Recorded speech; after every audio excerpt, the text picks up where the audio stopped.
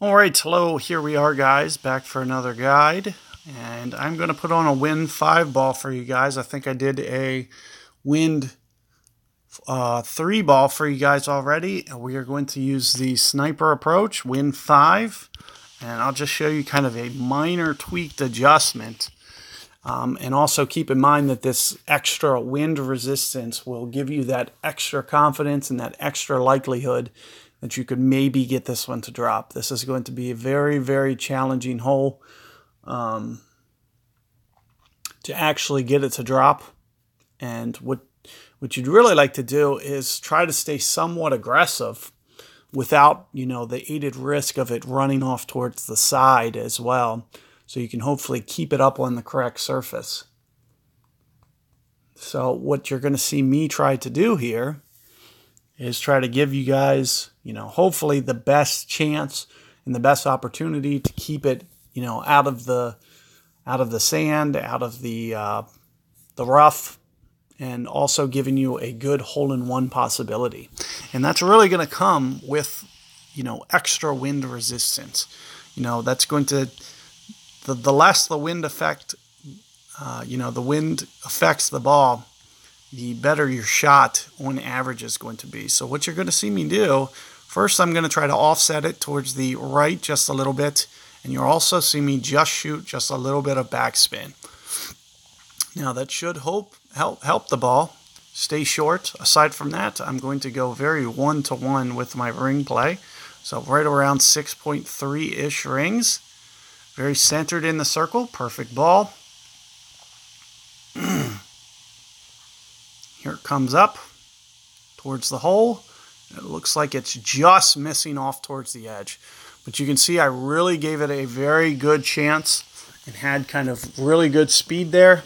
And it's just going to all come down to a game of fraction inches. Like if it's going to be all about that second bounce primarily.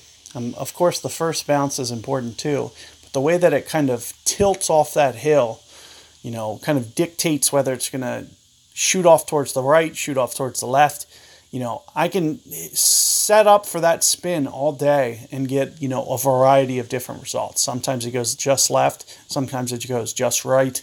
So, you can't really modify what I did too much spin-wise. You just got to almost just kind of hope that you just get the luck to where it actually just runs out and gives you that good chance. But you can see how I did it with good speed. And as I mentioned, that's going to really help your case as you try to do it with, a ball that has less wind effect. So that way it keeps it from rolling off into the rough. So Wind 4, Wind 5, those are going to be, kind of your best opportunities. And what I do here is I've just been kind of running this into the pin with the third hop. Just a little bit of backspin. So that's what I would recommend here. And that's what you can see. Kind of my third hop's right up aggressive. Just make sure that you're very centered. It should just run right into the pin. Especially when you have that nice backspin on it. It's just going to, kind of minimize the amount of time that it's on the hill.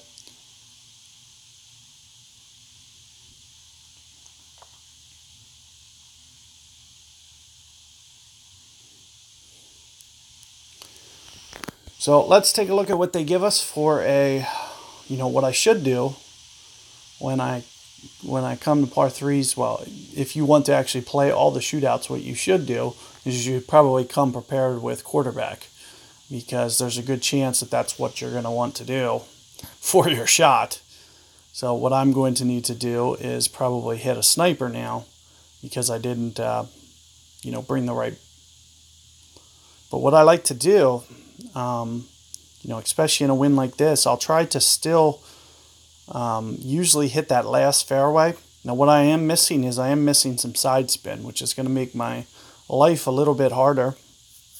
But that's typically on average what you'll see me do is I'll just, still try to play that front fairway right off the front and just try to play my rings and get it to hop, going towards the hole.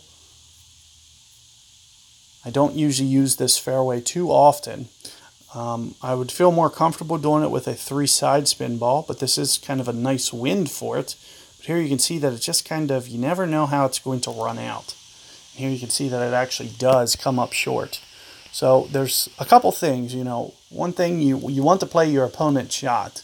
So you can use that to your advantage to hopefully make sure that, you know, you don't replicate that shot.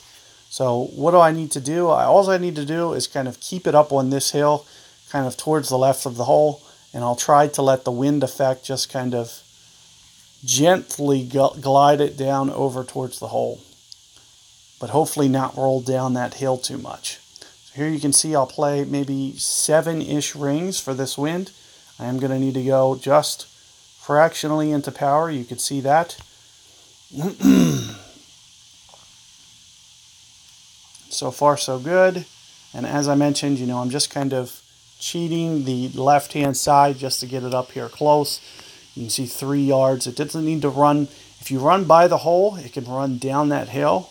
So more than anything, it's just about kind of staying conservative there and getting that roll out just like how you saw on my shot. So good luck with that 8th hole, guys, and hopefully you guys find one of those 2 revisions, you know, whether you need to use a wind 3 ball or a wind 5 ball. You know, there's kind of separate adjustments with just slight modifications to your spin. So good luck there, guys. Catch you guys on the last hole.